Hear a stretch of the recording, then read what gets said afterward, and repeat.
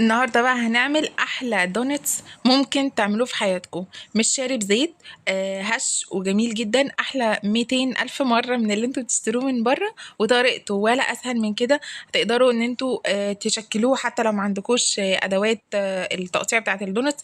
تقدروا تقطعوه بحاجات تانية، وهقول لكم كل حاجه بكل تفاصيل في الفيديو، واقول لكم كل اسرار العجينه. بس لو اول مره بتشوفوني، انا اسمي مريم ودي قناتي. لايك وشير للفيديو ده وكومنت حلو لما تجربوا الوصفة دي وتعجبكم. اول حاجة معايا هقول لكم المكونات اللي انا استخدمتها. بصوا بقى، انا هنا مضاعفة الكميات، بس انا هقول لكم مقادير نص الكمية اللي انا عاملاها دي، وتقدروا تضاعفوها لو انتوا حابين. المقادير بتقول 4 كوبايات دقيق، 2 بيضة بيضتين، نص كوباية سكر او على الميزان كانوا 90 جرام، تلت كوباية زبدة على الميزان كانوا 80 جرام، معلقتين كبار خميرة فورية أو 20 جرام خميرة فورية، بس كده. وكوباية لبن دافي يكون دافي، ومعلقة صغيرة فانيليا، ولا أسهل من كده. وطبعا رشة الملح البسيطة بتاعتنا. هنا أنا مضاعفة الكميات عشان عملت كمية أكبر. الطريقة بقى في الدونتس ما فيهاش يعني صعوبة، وما فيهاش ايه قبل ايه.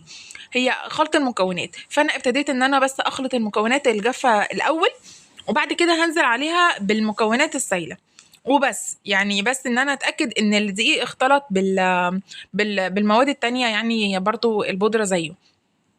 اللبن بقى كان عندي لبن رايب، وكان عندي لبن عادي، كان لبن عادي يعني تمام. فاستخدمت برضو ده على ده، يعني حطيت كوباية وكوباية، عشان زي ما قلت ان انا مضاعفة الكميات. فاستخدمت كوباية من اللبن الرايب وكوباية اللبن عادي. ومش بيأثر في اي حاجة، بالعكس ده بيخلي العجينة احلى واحلى كمان. فلو عندكم لبن رايب اوكي تمام حطوه.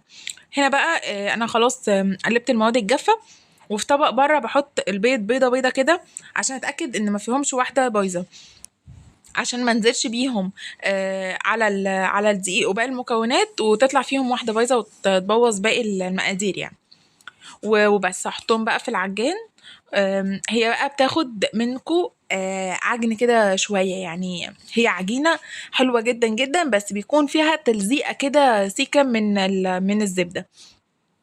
فلو لقيتوا التلزيقة دي في الآخر سيبوها كده، يعني هي بتبقى مظبوطة كده. وبس هحط بقى باقي المكونات، وهبتدي ان انا اخلط المكونات كلها. انا تقريبا هنا حطيت الكميه بتاعتي كلها. بصوا هنا بوريكم ان الزبده لازم تكون بحراره المطبخ او بحراره الغرفه، ما تكونش سايحه وما تكونش لسه طالعه من التلاجة.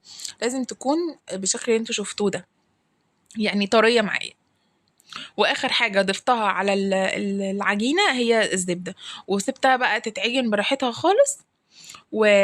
وعلى حسب نوع الدقيق برضو. فانا نوع الدقيق بتاع المره دي استخدمت له زودت يعني تقريبا معلقتين دقيق تاني، او 3 معالق دقيق، علشان العجينه تظبط معايا. بس ما تزودوش عن كده، علشان خاطر كده كده زي ما قلت ان العجينه فيها تلزيقه بسيطه. وبس كده سبتها بقى تتعجن خالص، وهوريها لكم. بصوا بقى هنا خلاص العجينة زي ما قلت فيها تلزيقة كده، وخلاص كده هحط فيه بقى العجان واوريكم. بصوا ناعمة ناعمة لأبعد الحدود بجد، وطرية جدا جدا جدا. هسيبها بقى تخمر براحتها خالص، وهوريكم شكلها بعد ما تخمر. يعني المفروض ان هي بيتضاعف حجمها، فلما يتضاعف حجمها هبتدي ان انا اشكلها. هغطيها بقى، هغطيها بالاسترتش راب، وبعد كده بفوطة كمان، وهسيبها في المطبخ بما اننا في الصيف وكده كده الجو حر.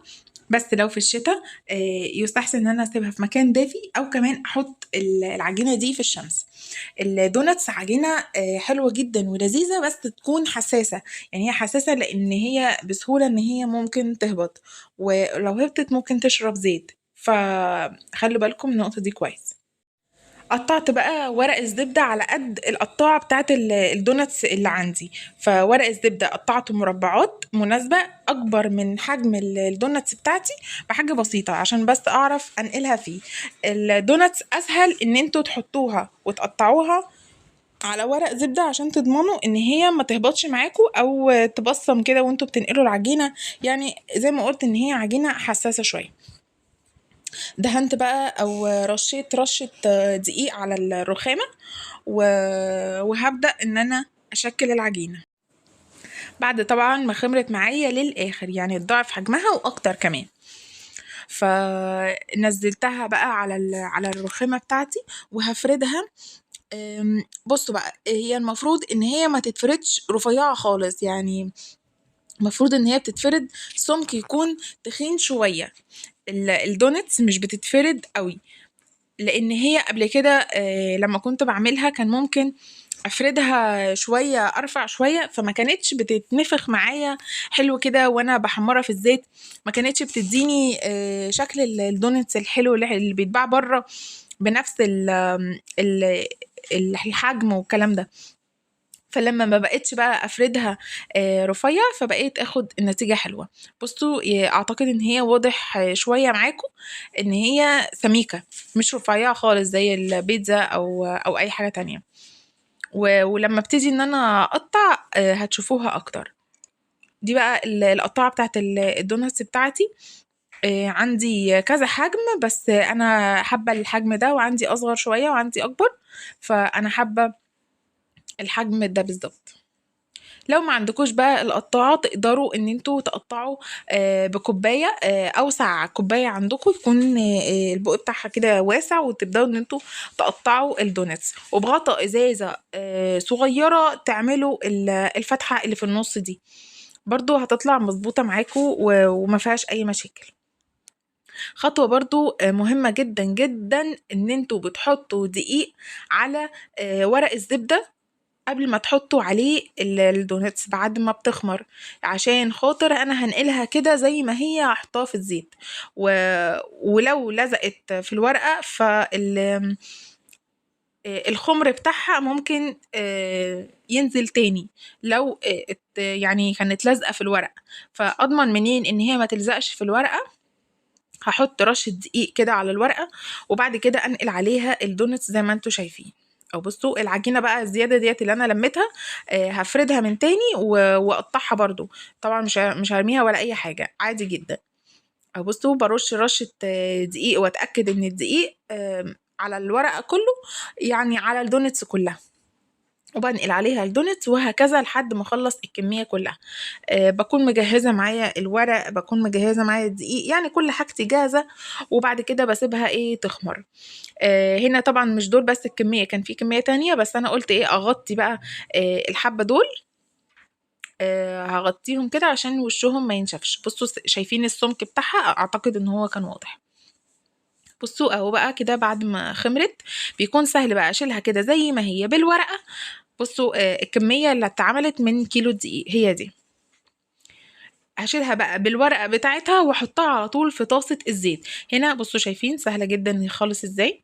هنا الزيت سخن، ما ينفعش خالص ينزل في زيت بارد.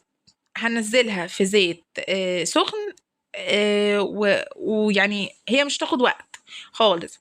بس بمجرد ما انزلهم كلهم ههدي النار سيكة كده، عشان برضو ما تشربش الزيت معايا، ما تهدوش النار قوي، النار ما ينفعش تكون هادية. ههدي النار سيكة بس عشان اضمن ان هي تكون مستوية من جوه. هي بتاخد لون بسرعة وبتستوي برضو بسرعة، بس لازم تنزل في زيت سخن. في ناس بصوا، او انا بس بوسع مكان لواحدة رابعة. بصوا سهلة جدا ازاي، عشان خاطر مرشوش دقيق تحت ومش لازقة في الورق ولا اي حاجة.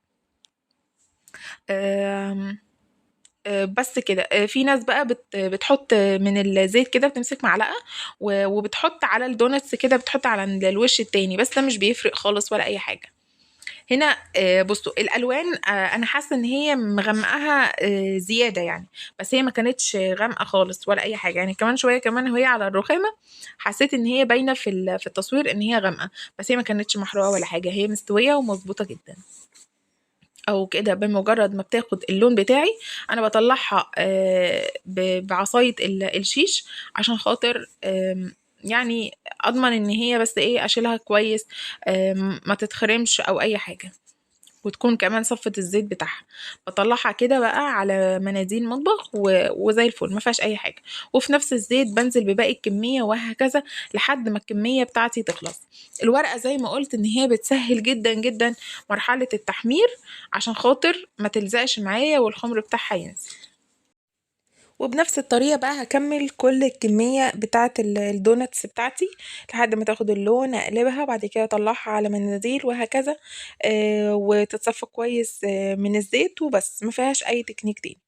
وبصوا هتطلع معاكم ناجحة 1000000%، ما فيهاش اي غلطة. تمام، شايفين بقى عاملة ازاي؟ شكلها جميل جدا جدا ومتناسق. واللي بيطلع بصفيه زي ما قلت هو على مناديل مطبخ. وبعد كده بسيبهم يبردوا خالص قبل ما احط عليهم اي صوص من الشوكولاتات. شايفين شكلها عامل ازاي؟ تحفه. خلاص سبتهم بقى يبردوا خالص. ويعني سيحت بقى الشوكولاته الخام، سيحتها على حمام ميه. جبت قالب الشوكولاته الخام، اي نوع انتوا تحبوه شوكولاته خام. بس انا بجيب الدارك. وبعد كده بسيحها على حمام ميه. وحطيت عليها يعني قالب الشوكولاته الخام اللي هو كان 200 جرام، حطيت عليه تقريبا معلقتين كبار من الزيت او 3 معالق كبار من الزيت. بتديله لمعه حلوه جدا وبتخليها قوامها احلى. يعني من غير الزيت برضو هي بتسيح وكل حاجه، بس القوام بيبقى احلى واللمعه بتبقى احلى لما بحط عليها زيت. شايفين اللمعه عامله ازاي؟ واضحه جدا. حطيت بقى بنزلها كده زي ما انتم شايفين واسيبها بقى ايه تبرد خالص والشوكولاته اللي عليها تنشف كمان. بعد كده سيحت معايا شوكولاته بيضه عشان اعمل بيها اشكال. طبعا لحد كده تقدروا تكتفوا ويعني التزيين دوت بقى ايه انتوا واي امكانيات عندكم. فانا حطيت عليهم او زيرو يعني حط حبه سبرينكل كده من على الوش على حبه منهم. هما بيحبوهم عليهم سبرينكل. انا حطيت الشوكولاته البيضاء حطيتها في كيس، كيس تلاجة وخرمته خرم رفيع جدا جدا جدا علشان اعمل النقط دي كده كشكل بس ومش اكتر. واعمل بيها بقى خطوط، اعمل بيها قلوب، يعني زي ما انتوا حابين. كمان ممكن تنزلوا الدونتس في الشوكولاته الخام نفسها اللي هي البيضه، يعني في الشوكولاته البيضه نفسها. بس احنا مش بنحبها بالشوكولاته البيضه فما عملتش كده. عملت ايه في الشوكولاته البيضه دي؟ بعد ما عملت بيها الخطوط اللي انا عملتها دي، فلونت باقي الشوكولاته الخام، لونتها حطيت عليها لون بينك ولونتها وحطيتها لهم في الدونتس. برضو هما بيحبوا الحاجات اللي هي الملونة والحاجات دي. بصوا بقى الفكرة دي حطيت نقط بيضة وبعد كده بالخلة لفيت كده ادتني شكل قلب، شكلها حلو جدا يعني. بس ابسط حاجة ممكن تزينوا بيها، ممكن كمان تنزلوها في شوكولاتة وتسيبوها كده. بصوا اخر مرة شكل القلب دوت كده وخلاص. بصوا شكله حلو جدا وبسيط ومفهوش اي حاجة. خلصت بقى باقي الكمية بعد كده سبتها تبرد وحطيتهم في العلب بتاعتي وبس كده خلاص. طريقة حفظها بقى ازاي بعد ما تخلص معاك والشوكولاتة تمسك عليها؟ ممكن في علبة تكون بتتقفل كويس جدا، ممكن تتشال في الفريزر وتطلع قبل التقديم مثلا بساعتين او حاجة. وهي هتفك لوحدها من غير ما تسخنوها من غير ما تعملوا اي حاجة. ويستحسن ان هي تتعمل قبل المناسبة اللي انتوا عايزينها على طول، يعني لما تكون فريش كده بتكون احلى. بس لو عملتوا كمية وعايزين تشيلوها تشيلوا الباقي فتقدروا تحفظوها في الفريزر، مش بيحصل لها اي حاجة، بس تكون في علبة محكمة الغلق وكل واحدة طبعا تكون لوحدها علشان الشوكولاتة متلزقش عليها. وبس كده. ايه رأيكم؟ شكلها تحفة وجميلة جدا جدا جدا. اتمنى تجربوها وتعملوا لي لايك للفيديو الجميل ده وسبسكرايب للقناة لو لسه ما عملتوش سبسكرايب، وتفعلوا الجرس عشان يوصل لكم اشعار بكل وصفة جديدة بنزلها هنا على القناة. واشوفكم بقى في فيديوهات تانية كتير جدا.